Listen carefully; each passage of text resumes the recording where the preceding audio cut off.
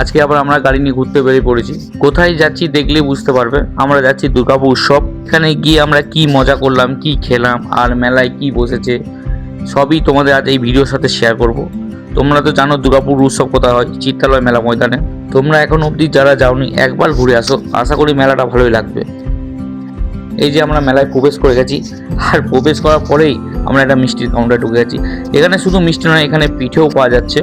তখনও পিঠেটা হয়নি, যেহেতু আমরা সন্ধ্যে চলে গেছিলাম, তখন তৈরি হচ্ছিল পিঠে। তখন একটা মালাই পাটিসাপটা ট্রাই করেছিলাম, দারুণ ছিল। তোমরা ট্রাই করে দেখতে পারো, ভালো লাগবে। আর আমরা কোন দিক দিয়ে ঢুকেছিলাম, কুমার মোহন পার্কের অপোজিটে যেই রোডটা ঢুকে যাচ্ছে মেলা দিকে, সেই রোডটা দিয়ে ঢুকলে সামনেই পাবে এই দোকানটা। পাশেই বসেছে কাঠের কিছু স্ট্যাচুর দোকান, দেখতে দারুণ। এখানে ফোনে দেখছো, কিন্তু সামনে গেলে আরও ভালো লাগবে। আর আমরা গেছিলাম সোমবার, যেদিন পালাক মুচাল এসেছিলেন, কিন্তু আমরা ওনাকে দেখতে পাইনি, কারণ আমার ছেলের পরীক্ষা চলছে। আমাদের ব্যাক করে যেতে হয়েছিল 7টা সাড়ে 7টার মধ্যে।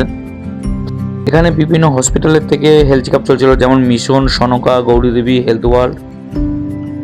এই যে দেখো স্টেজটা যেখানে করেছিল, তখন ফাঁকা ছিল। একদম সামনে গিয়ে আমি স্টেজে ছবি নিতে পেরেছি, কারণ এরপর প্রোগ্রাম যখন শুরু হয়ে যেত, আশা করি এত সামনে উঠে আর পৌঁছাতে পারতাম, তার আগে প্রচুর ভিড় হয়ে যেত।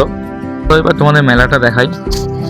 এখানে ছোটো ছোটো অনেক কাউন্টার বসেছে, সবই দেখানো তো সম্ভব নয় এই ভিডিওর মধ্যে, তবে তোমরা ঘুরে দেখবে প্রচুর ধরনের জিনিস এসেছে এখানে, তারই কিছু ছবি তুলে ধরলাম।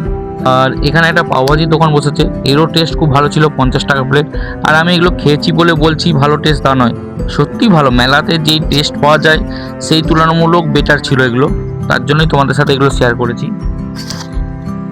আর এর পিছনে ছিল বিভিন্ন টাইপের রাইডস।